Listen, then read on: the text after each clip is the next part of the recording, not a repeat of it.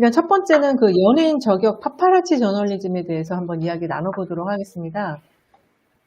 지금 가세연이라고 가로세로 연구소라는 곳에서 세 명이 지금 진행을 하고 있는데, 그 중에 한 명이 이제 연예부장 김용호라는 유튜버가 있는데요.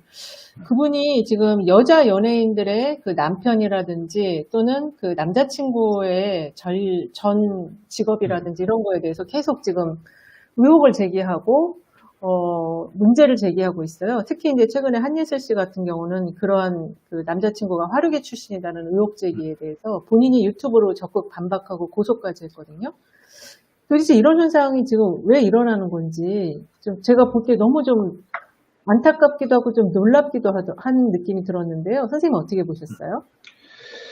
일단 뭐 현상적인 차원에서 이야기를 하기 전에 네. 기본적으로 이 한예슬이라고 하는 연예인 및 그 유명인들에 대한 뉴스 보도는 네. 일단 내용상의 문제를 떠나서 할 수 있는 보도 행위죠. 그러니까 뉴스 가치라고 하는 측면을 따지게 되는데, 네. 뉴스 가치를 판단하는 여러 가지 기준들이 있어요. 그 중에 유명인을 대상으로 하는 저명성이라고 하는 뉴스 가치의 판단 기준이 있거든요. 네. 그러니까 일반적인 사람들이 아닌 그러니까 많은 사람들에게 알려진 연예인이 가장 대표적이긴 할 텐데요.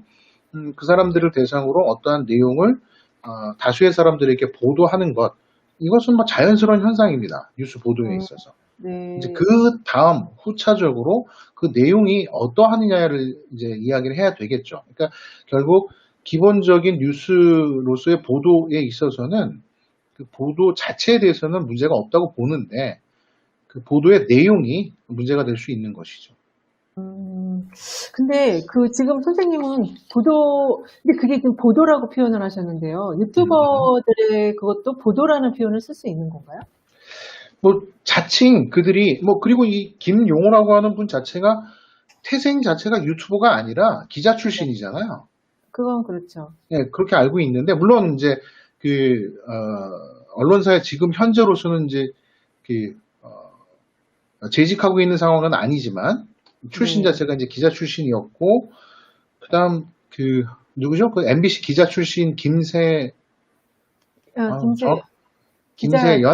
네, 이름은 저도 정확히. 그분도 이제 뭐 언론인 출신이고, 강용석이라고 하는 분은 아니지만, 그들 이제 세 분이서 어떠한 이제 가로세로 연구소라고 하는 것을 통해서 여러 가지 이제 뭐 나름대로의 뭐 행위를 하는데, 제가 방금 말씀드린 대로 그렇게 따지면 이 김용호라고 하는 분이 지금 현재 유튜버라고 표현을 하셨는데, 이 사람이 이 가로세로 연구소라고 하는 일단 일종의 이제 유튜브라고 하는 플랫폼을 통해서 뉴스를 전달하는 행위 자체에 대해서는 저는 김용호라고 하는 이분을 떠나 전체적으로 1인 미디어라고 하는 게 그 가치가 있는 것 아닙니까? 이 사람들은 3인이지만.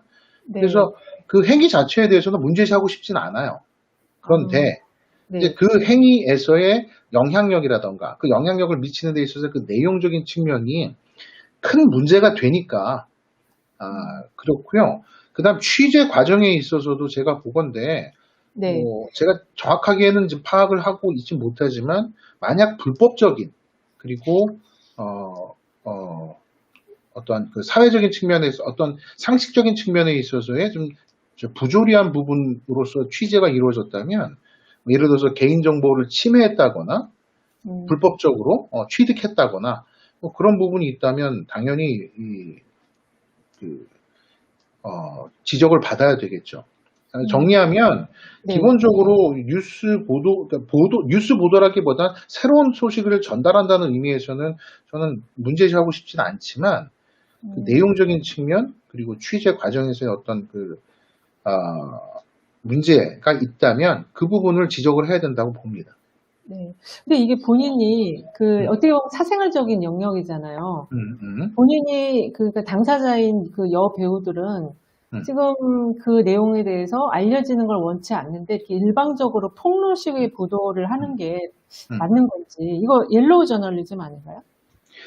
옐로우 저널리즘, 이제 황색 저널리즘이라고 표현을 많이 하다가 요새 최근에는 이제 하이에나 저널리즘이라는 표현을 많이 쓰거든요.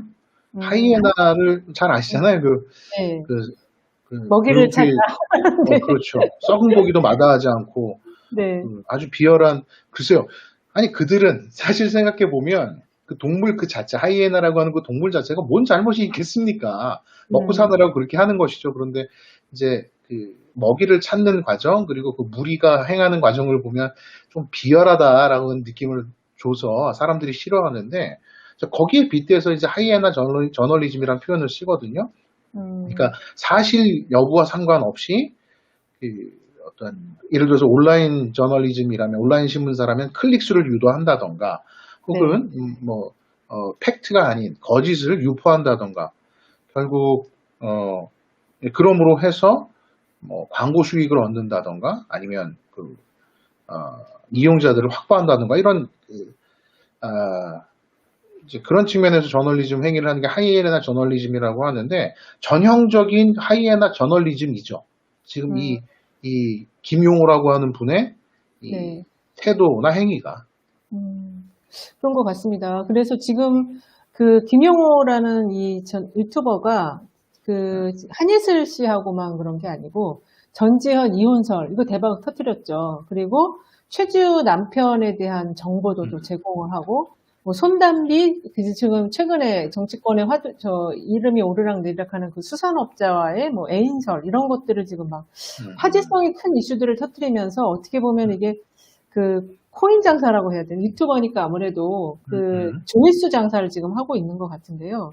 이거를 음. 법적으로는 그 여성 연예인들이 고소를 법적으로 하는 것밖에는 방법이 없는 거잖아요. 뭐 사실상 그렇죠. 이러한 행위를 막는다라고 한다면 우리 이후에 그 뭡니까 이 탐사 저널리즘과 관련해서 이야기도 하고 그 네. 이후에 이제 뭐저 예, 언론 노조에서 이야기했던 그 징벌적 손해배상제와 관련해서 대해서도 이야기할 때 나오겠지만 네. 언론의 자유나 표현의 자유라고 하는 측면을 계속해서 그 축소시키는 행위다. 그러니까 법적으로 계속 제재를 가하게 되면 그런 음, 반론이 나올 수밖에 없어요, 사실은. 그러니까 음, 외국에서도 네. 법적 처벌 이외에 뭐 어떠한 이런 행위에 대해서 특히 이제 언론사의 이런 보도를 통해서 나타나는 이 어떤 이 상황에 대해서 뭐 클리어하게 이것을 없앨 수 있는 어떤 규제나 음, 처벌이 그렇게 마땅한 것이 사실 없거든요. 음, 한국뿐만이 아니라 해외에도. 네. 다만 이제 처벌의 수위가 상당히 이제 그 강한 쪽의 나라가 있고 특히 이제 미국 같은 경우에 그런 음, 경우가 있고요.